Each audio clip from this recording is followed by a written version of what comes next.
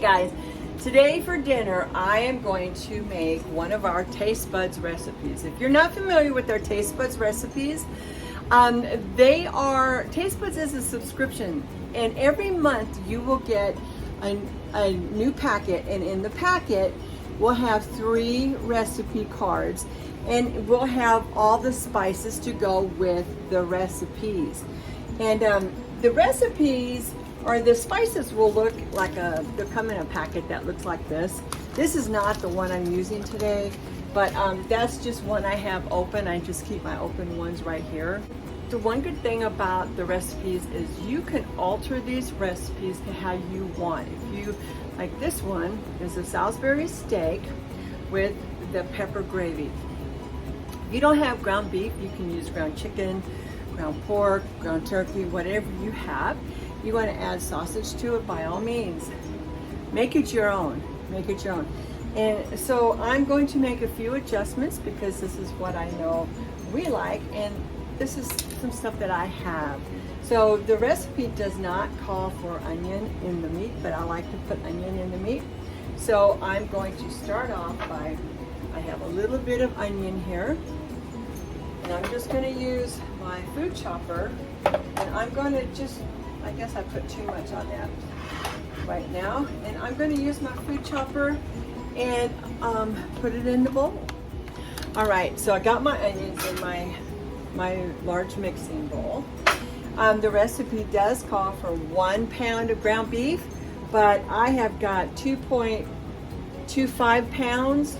So I'm going to use all of it because John will eat the leftovers, and who knows, I might too. And so in my recipe, I'm going to adjust a little bit of the ingredients to compensate for that extra dab of meat. Okay, so now it says to add panko. Now I don't have any panko, but I do have just some breadcrumbs. So I'm going to pour those in. Kick this out. I need, because it is larger, recipe calls for 1 egg. I'm going to add 2 eggs. Sorry, I'm making a lot of noise over here, aren't I? So I'm just going to beat these eggs just for a second.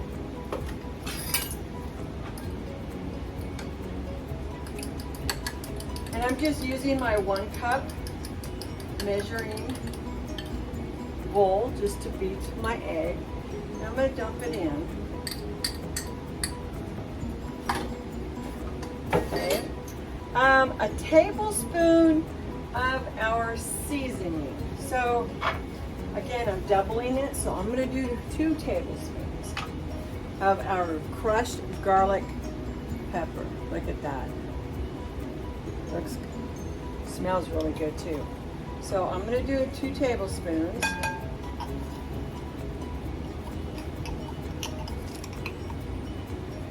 I probably already used part of this seasoning for something else. But I like to put them in a jar because that way I don't have, I get envelopes everywhere. So I just stick them in a jar and put them in my cabinet or my pantry. Okay, I'm going to add some salt and pepper. I was going to add some more garlic powder, but I don't know how potent this is going to be. And we like a lot of pepper, so. And I need a couple tablespoons of oil. In here I've got my olive oil. I'm going to use olive oil. All right.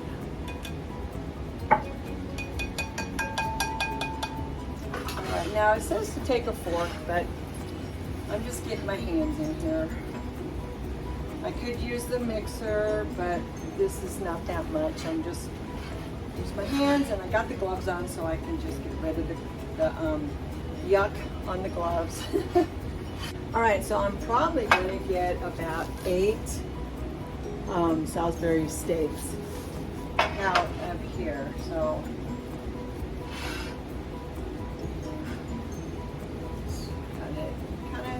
you're going to want to make them into like an oval shape.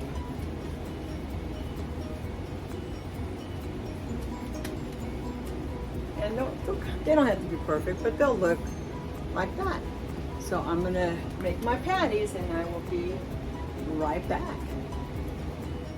All right, so here's my patties. I went ahead and made 7 patties instead of 8. That way they were just a little bit larger. So anyway, I'm gonna start with the next step. Be right back. Okay, my meat's in the refrigerator, so I'm gonna go ahead and start my gravy. So the recipe calls for mushrooms, butter, flour, beef broth, Worcestershire sauce, and some more of the crushed pepper garlic rub. Okay, so here's the thing. I do not have the full 8 ounces of fresh mushrooms. I do have 2 leftover, two large mushrooms that are left over. In a pinch, I don't usually like to eat the canned mushrooms on a regular basis, but I will use them in a recipe in a pinch. And so I'm going to use some canned mushrooms so we have enough mushrooms. And did you know that our smooth edge can opener, you see that little hook there? Have you ever wondered what that's for?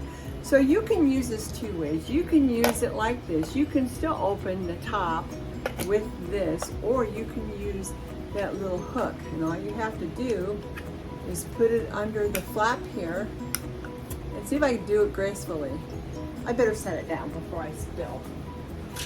Do it, and just set it under the flap and then pull back. See? See what I did there? And then when I drain it after that, I just push this back inside the can so nobody gets cut.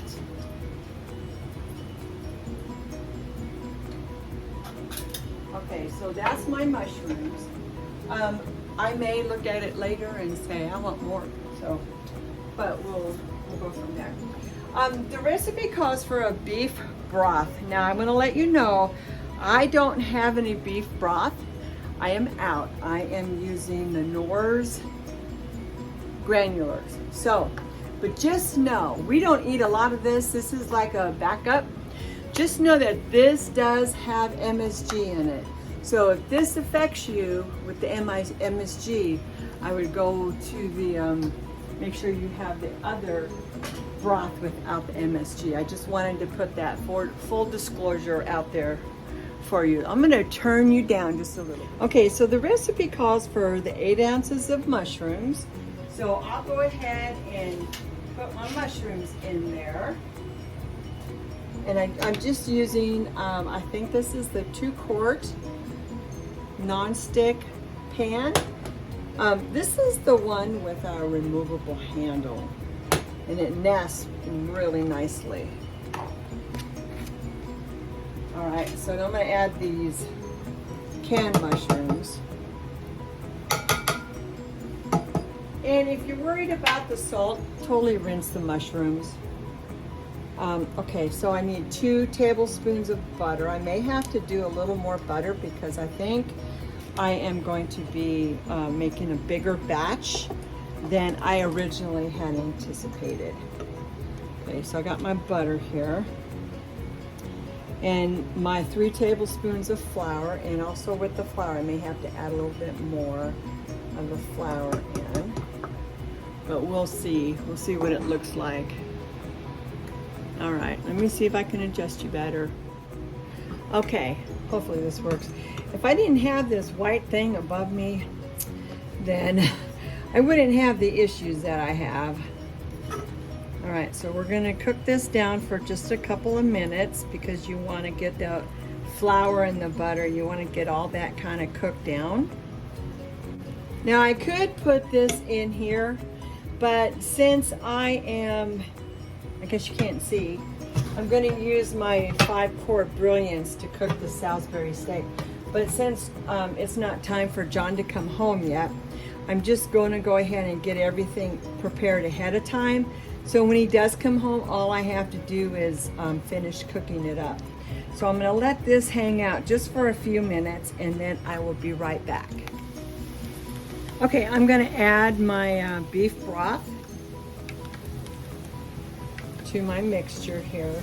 Again, I would normally just cook it right inside the big pan, but I don't want to get it cooking too far in advance because we have too much time before he gets home. And I'll let this simmer. And then in the meantime, let me add my Worcestershire sauce. It calls for a tablespoon, so I'm going to just do a couple tablespoons. Okay, we'll stop there. Bottle spilled out kind of fast. Y'all like Salisbury steak? I love it. My mom used to make a recipe, so I'm anxious to see if it's as good as hers was. Most of our Pampered Chef recipes are really good, so I'm gonna let this come to a simmer and start to thicken. All right, now it calls for a half a teaspoon of the spice, but I'm gonna put closer to a teaspoon, and because I'm making more than what the recipe actually calls for. I'm not going to add any more salt. I feel like there's enough salt in it. And then I'll taste it. It's already getting thick on me.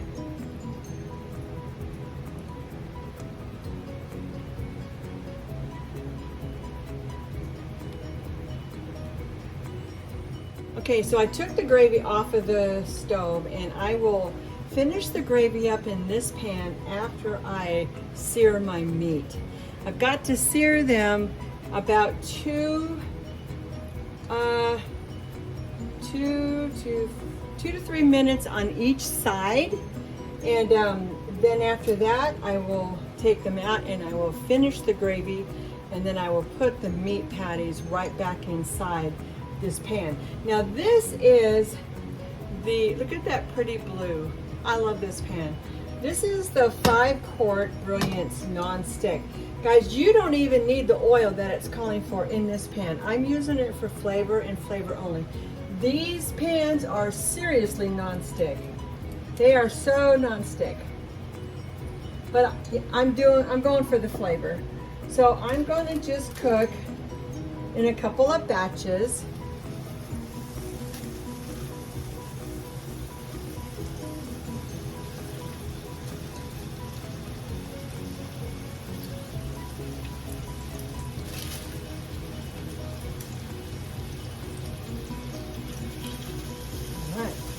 And I'm going to sear these, and I will be back as soon as I get these all seared up.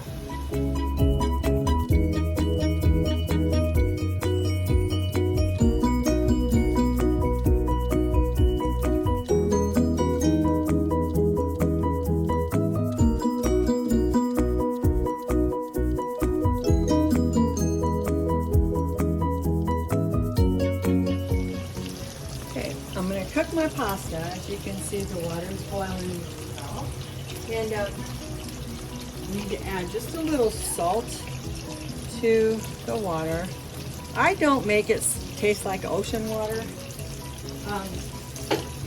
They say you should, but I don't. I just put some in. And we're going to use the whole wheat pasta.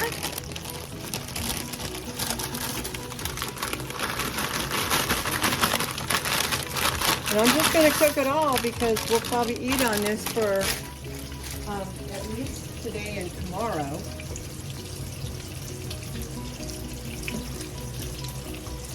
And I will save some of the pasta water, even though you don't get as much starch with the whole wheat pasta. I will save some in case I need to add a little water to the gravy.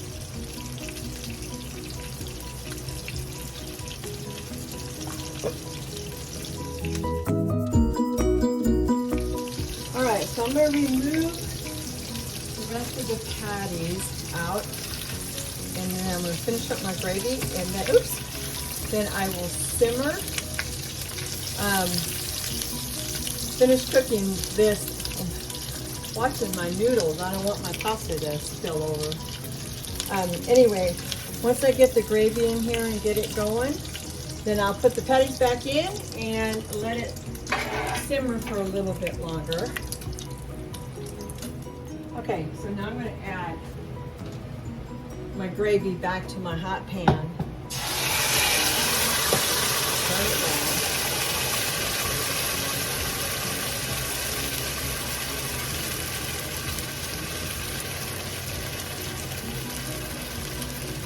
down. Look, that's going to wipe right out.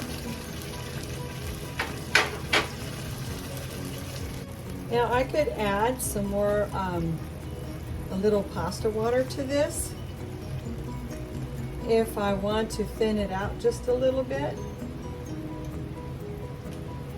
But what I do want to do is I want to get this tool here, because I see a few flour clumps.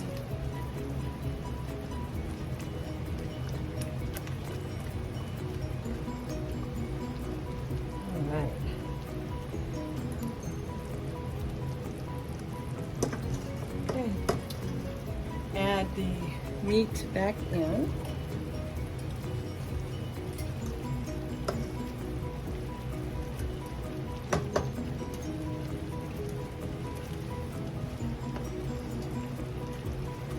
Oh, it smells so good, guys. That one could have been a little browner.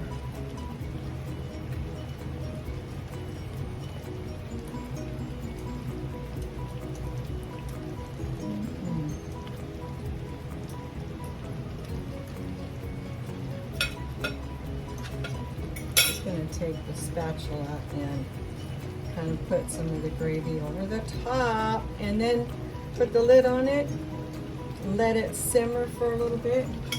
You know what I could do? I'll just flip it. Oh, guys, it smells amazing. Now you could add more, I could add more mushrooms if I wanted to, but I mean, I think we're going to be okay.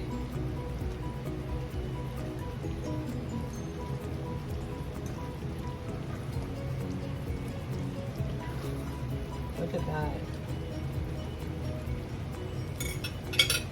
Okay, so I'm going to put the lid on it, and I'm going to let it simmer probably a good 20 minutes or so before it's done, and I'll show you the end result.